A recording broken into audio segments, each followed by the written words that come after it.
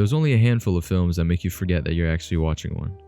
They feel familiar, but something is always slightly off, like you're moving through a place you've been before, but can't fully remember. Everything looks normal until suddenly it isn't. Typically, these films have plots and imagery that are hard to wrap your head around, and sometimes are indescribable, where by the end of it, you're left confused. Today I'm going to be talking about some films that you should watch that feel like a dream.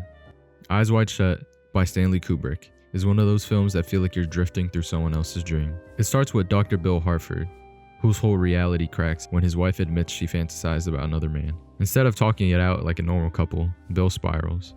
He goes into the city at night and ends up wandering through these strange, unsettling places. Bright neon streets, quiet apartment hallways, and finally, that infamous masked ritual. Bill walks into this room where masked men are in cloaks. They move in slow, almost ritualized patterns, wearing ornate masks that hide their identities, giving the sense that they're both real and unreal at the same time. It unfolds like a lucid nightmare, and the combination of hushed chants, music, and ritualized movements creates a tense and otherworldly atmosphere. The chanting, the echoing music, the masks, it's creepy in a way you can't explain.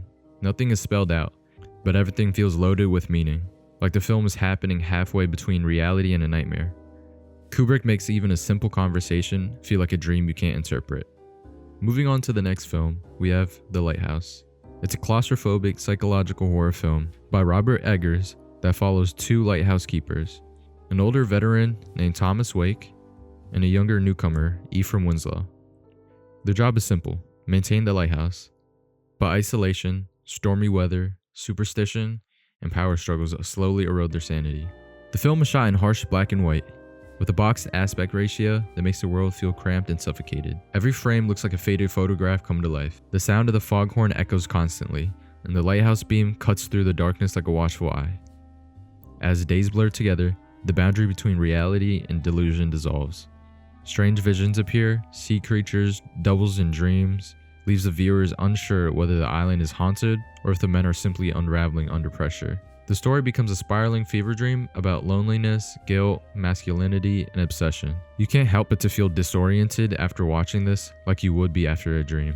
For the third film, we have Donnie Darko, a psychological sci-fi drama written and directed by Richard Kelly that follows a troubled teenager that narrowly escapes a bizarre accident, after which he begins seeing a mysterious figure in a rabbit costume named Frank, who tells him the world will end in 28 days. This film consists of haunting, dreamlike imagery of empty streets at night, distorted sounds and moments that make you feel like time has slowed down.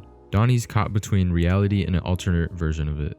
Every encounter feels symbolic and emotional. Every conversation is loaded and lacks logic. This film makes you feel like you're watching a dream that you don't really understand. As timelines blur and hallucinations collide with coincidence, the film becomes a hypnotic puzzle about destiny, guilt, and unseen forces that shape our lives. It's a mix of dread and melancholy, and it leaves you feeling confused by the end of it. Mulholland Drive is David Lynch's hypnotic neo-noir mystery that blurs the line between dream, fantasy, and reality until you can't tell where one ends and the other begins. The film follows Betty, a bright-eyed aspiring actress who arrives in Hollywood full of hope, and Rita, an amnesiac woman she finds hiding in her apartment after a car crash. Together, they try to unravel Rita's identity. The movie feels intentionally dreamlike. Characters shift personalities, timelines loop, scenes feel disconnected, and the logic of the film obeys emotional truth rather than narrative rules. Lynch fills every moment with symbols, eerie silences, abrupt tonal changes, and images that feel like fragments of the subconscious breaking through.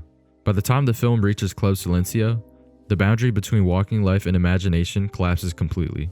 Mulholland Drive doesn't give you answers. It makes you feel exactly what a dream feels like: familiar, mysterious, haunting, and slipping out of your hands like the moment you try to understand it. Alright, so for the last film, we have Shutter Island. Directed by Martin Scorsese, is a psychological thriller that follows U.S. Marshal Teddy Daniels as he investigates the disappearance of a patient from a remote mental institution. Set on a storm-lashed island, Teddy quickly realizes that nothing is as it seems. The staff, the patients, and even the island itself seems to bend reality. The film feels like a walking dream. The foggy landscapes, crumbling cliffs, and shadowed corridors create a world that is eerie, unstable, and almost hallucinatory. Time and memory blur as Teddy navigates mysteries that are part investigation, part personal nightmare. As the story unfolds, Teddy's own memories start bleeding into the investigation. He sees visions of his wife, has nightmares that feel real, and experiences flashbacks that twist into hallucinations. The island itself feels like a maze built from guilt and trauma. By the end, the line between investigation and personal nightmare disappears entirely. The movie leaves you questioning everything, the same way Teddy does. Alright, that's going to be it for today. I hope you enjoyed the video, and let me know if there are any other films I missed. Thank you for watching, and peace.